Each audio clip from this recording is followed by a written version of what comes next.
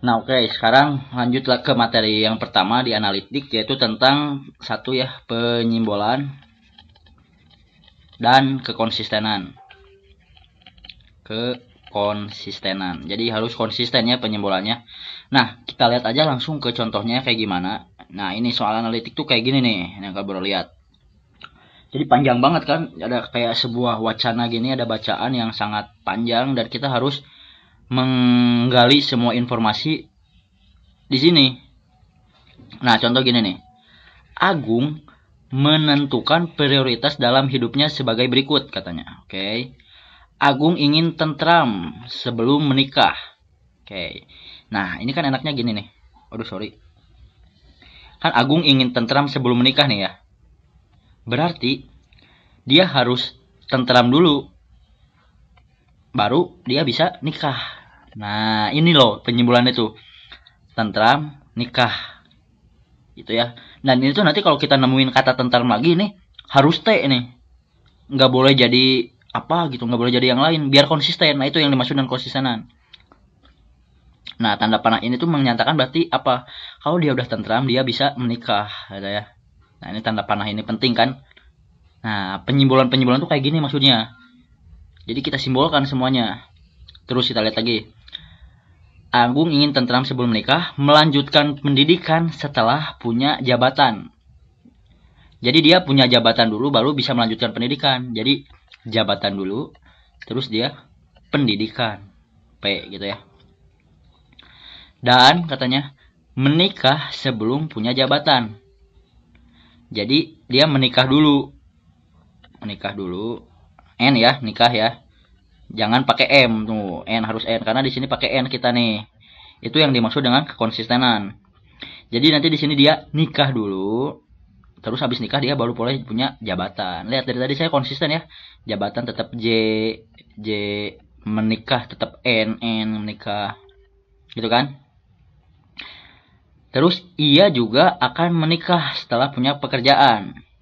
Jadi dia akan nikah kalau dia udah punya pekerjaan. Nah, tadi apakah ini di sini P lagi? Nah, ini juga boleh nih. Kenapa? Di sini tadi kita udah pakai P ini buat pendidikan.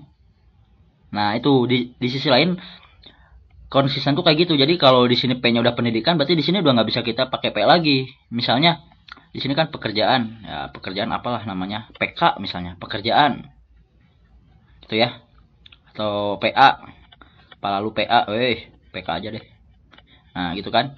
Jadi selain konsistenan tuh kita nggak boleh memakai kata-kata simbol atau simbol yang sama. Kan kita tadi udah kata pakai P ini untuk simbol pendidikan.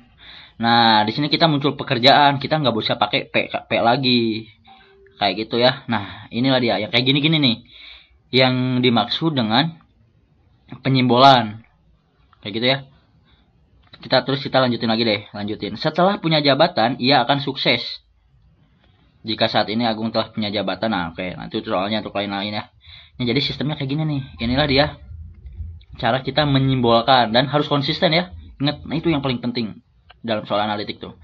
Jadi informasi-informasi ini kita serap sehingga jadilah seperti ini, lebih sederhana. Kita coba lagi nih, kita coba lagi.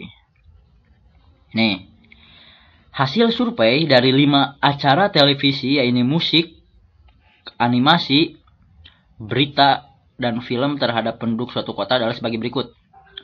Acara sinetron lebih disukai daripada acara animasi. Oke, jadi sinetron lebih disukai. Misalnya kayak gini, kalau lebih disukai ya. Lebih disukai dari animasi katanya. Namun sinetron kurang mendidik daripada animasi. Jadi ada 2 nih. Oke, di sini yang bagian dia suka, di sini bagian yang dia mendidik misalnya. Nah, tapi ini sinetron ini kurang mendidik daripada animasi. Berarti kayak gitu ya tandanya ya. Terus acara animasi lebih disukai daripada musik. Animasi disukai lebih dari musik, gitu ya. Namun animasi kurang mendidik dibandingkan musik. Berarti kayak gini, animasinya kurang mendidik dibandingkan musik, kayak gitu ya. Acara berita lebih disukai daripada film. Nah, ini udah beda lagi nih. Acara berita lebih disukai daripada film katanya. Namun film kurang mendidik. Acara berita lebih disukai daripada film, namun film kurang mendidik katanya. Sebentar, sorry. Ininya agak geser. Nah, tapi di sini katanya film kurang mendidik daripada berita. Berarti film kurang mendidik daripada berita, gitu ya. Terus lanjut, acara musik lebih disukai daripada berita. Acara musik lebih disukai daripada berita, gitu kan? Namun musik kurang mendidik, berarti gini, daripada berita. Gitu ya. Film kurang mendidik. Film itu kurang mendidik dibandingkan berita. Ya.